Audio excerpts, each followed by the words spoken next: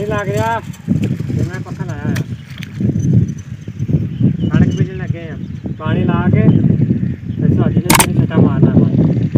ये माना जमगिर मत जी हाँ जी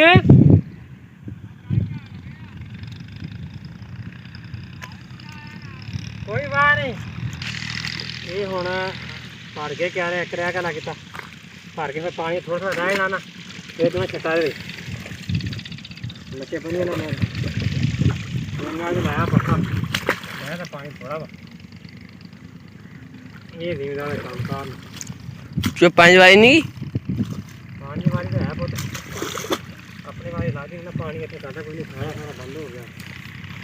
नाल भरी है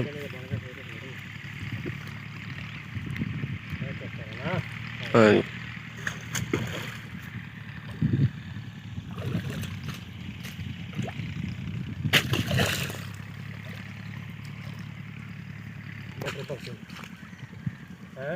हाँ जी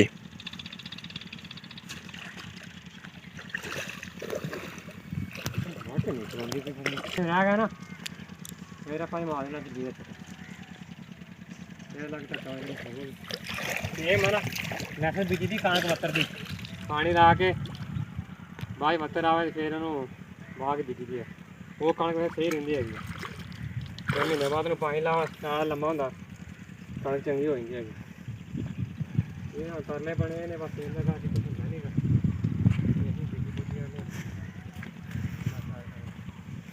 अल्लाह पाक कर दे छीटियां मुंडियां पईयां नाल ते मरब्बे वाले 58 दा बचे 58 7 आर ते जिथे मैं खड़ा वा यह है कि 47 6 है पर नरमा है खड़िया पिया उन्होंने हरे चुगना है बस कणक की बिजाई शुरू हो गई है कोई चुगी जाता कोई वड्डी जाता कोई हल वाही जाता कोई जिमीदार का काम इंज ही नहीं आ देखो यह सारा रकबा 58 का है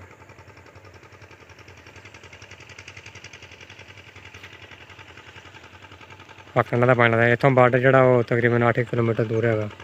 इंडिया का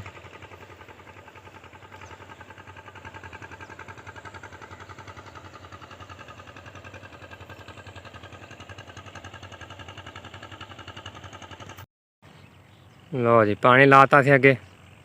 और थोड़ा पानी घटिया तो ये सुट्टी ने बी कणक का बाबे दी बनाने सारे बनेगी खंबे जा रहे ने 58 7 आर भाई सब्दर खिला रहे भी खिला रहा है जी अपना भाई गुलाम फरीद सारे बी खिलारी जाते हैं हूँ कणक बीजी जाती सारे अज 8 किले पा छड़े ने आपो अपने सारे बीजते पे हूँ पक्का लाया सी उन्होंने सारे भर लेते सी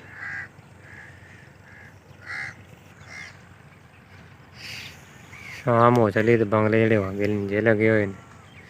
ये रजे नहीं सकते इधर अस खिलाते पे ने अम्बू जी झोनिया जी सी वत्तर की बीजती जिस तरह आम कणक बीजी जाती हैगी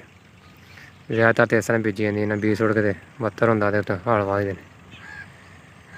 लेकिन सेम की बाद फिर मसले मसायल बहुत सारे हो गए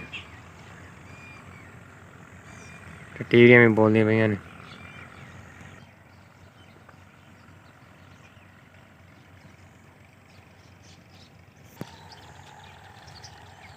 मेरे वालदे मोहतरम पापा जानी बी छटा दे जाने ने अल्लाह पाक ना साया साढ़े सिर ने सलामत रखे सारे माँ प्यो साया सिर ते रहे जी इन्होंने बड़िया बरकत ने बड़िया रौनक ने उत्थे भी अबू अगे बसेरा सीगा नाला भर गया जी अद्धा मैं सारे भजना लगा वाटी सिम भर गया वाटी सिम भर गया अपन सारा पानी जाता